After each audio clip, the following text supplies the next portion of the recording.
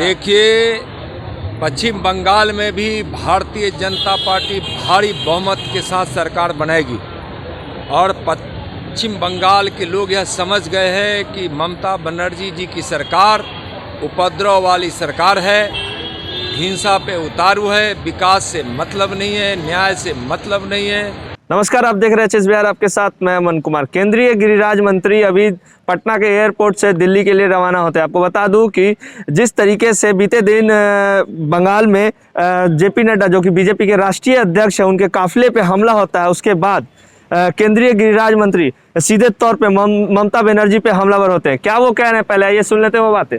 देखिए, पश्चिम बंगाल में भी भारतीय जनता पार्टी भारी बहुमत के साथ सरकार बनाएगी और पश्चिम बंगाल के लोग यह समझ गए हैं कि ममता बनर्जी जी की सरकार उपद्रव वाली सरकार है, हिंसा पे उतारू है, विकास से मतलब नहीं है, न्याय से मतलब नहीं है और वहाँ के लोगों से मतलब नहीं है। इस प्रकार से हार की हताशा का आभास, पूरी तरह से हार के आभास होने के कारण वह हताशा में जो कामें कदम उठा रही है वह बिल्कुल ही निंदनीय है।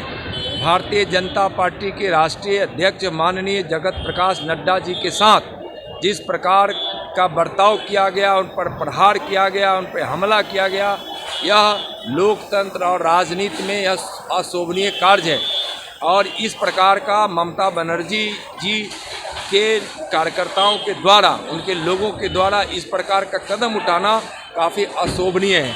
माननीय प्रधानमंत्री नरेंद्र मोदी जी के नेतृत्व में देश में विकास की धारा बह रही है।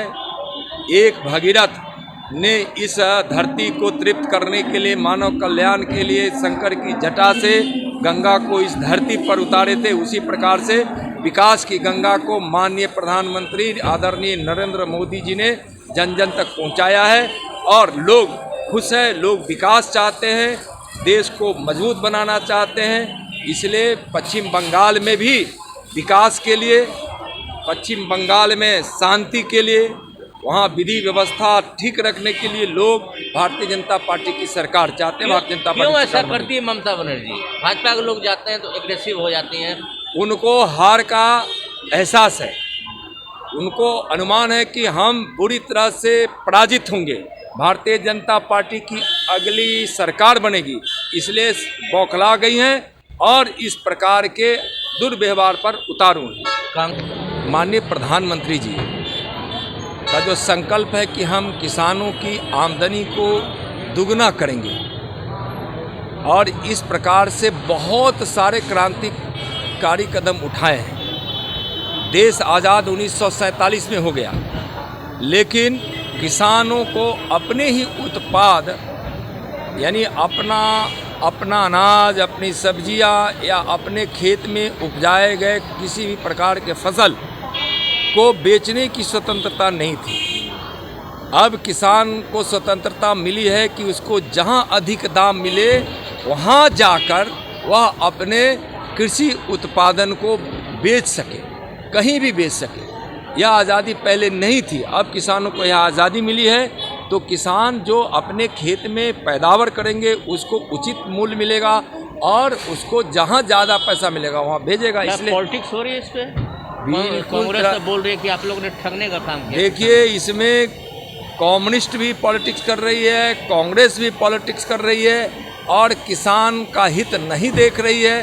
किसान का हित हमारे नरेंद्र मोदी जी की नेतृत्व वाली सरकार, माननीय प्रधानमंत्री जी के नेतृत्व में किसानों की भलाई के लिए सारे कदम उठाए जा रहे हैं और जो भी भ्रम किसानों के बीच वह पैदा कर रहे हैं उस संबंध पर हमारे केंद्र सरकार के वरिष्ठ मंत्री, आदरणीय गृह मंत्री जी, आदरणीय रक्षा मंत्री जी, आदरणीय कृषि मंत्री जी, आदरणीय रेल मंत्री जी समेत कई प्रकार से किसानों से वार्ता हुई है, लेकिन किसान के हित में जो बातें हैं उसको ओझल करने का काम कम्युनिस्ट और कांग्रेस के नेता लोग करने का काम कर रहे हैं और आप देख रहे हैं। इसलिए किसानों के हित में उठाया गया कदम है। कुछ निश्चित रूप से किसानों का जो सुझाव आया था और माननीय गृह मंत्री जी से जब उन लोगों की मुलाकात हुई थी तो माननीय गृह मंत्री जी जो आश्वासन किसानों को दिए थे कि हम जो आप सुझाव दिए हैं और जो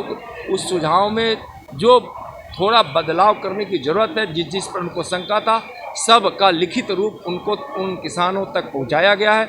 मुझको उम्मीद है कि किसान जल्द ही इस विषय को समझेंगे और माननीय नरेंद्र मोदी जी के द्वारा उठाए गए सारे कदम जो किसानों के हित में हैं उसको समझकर वो आंदोलन वापस कर हमारे नरेंद्र मोदी जी के साथ वह होंगे। तो आपने सुना, सीधे तौर पे उनका कहना था कि जिस तरीके से बिहार में विधानसभा चुनाव जीती है एनडीए गठबंधन, वहीं बंगाल में भी भारी बहुमत से सरकार बनाएगी। वहीं दूसरी तरफ उन्होंने सीधे तौर पे कहा कि ममता बनर्जी के जो कार्यकर्ता हैं इस तरीके के काम करते हैं, वो इसलिए करते हैं क्योंकि वो पूरी तरह से डर चुकी है और उनको पता है कि जिस तरीके से बीजेपी तमाम राज्यों में विकास की जो लहर है वो बीजेपी बढ़ा रही है, विकास कर रही है। ऐसे में बंगाल की जनता भी जान चुकी है कि अब बंगाल में भी परिवर्तन जरूरी है और इस पर भारी बहुमत से वहां पर बीजेपी की सरकार बनने जा रही है। अब देखना यह है कि कौन सरकार बनाता है कोलकाता में, लेकिन अभी के लिए फिलहाल इतना ही। नमस्कार।